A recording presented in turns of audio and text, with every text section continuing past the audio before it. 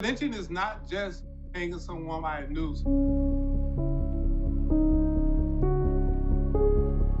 Lynching is the public killing in many ways of an individual who has not received any due process. The history of lynching in this country is the backdrop of how the NAACP was started 112 years ago, where individuals will go to the town square and there will be a public lynching of African Americans. And during this time period, there was on average a person being lynched every day.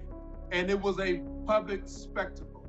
What we witnessed with George Floyd was that same public spectacle. Someone in broad daylight, with onlookers around, being killed at the hands of a law enforcement officer who has just complete disregard for human life and felt he was above the law.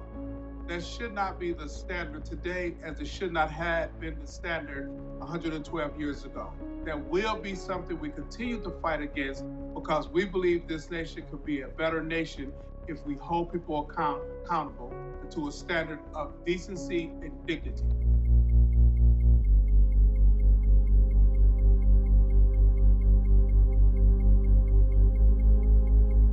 What is so important for all of our communities, particularly Black and Brown communities, that the public policy landscape assures a heightened level of trust in the law enforcement agencies that serve them. We must create a different standard of safety in those same communities, and that can only be done through public policy.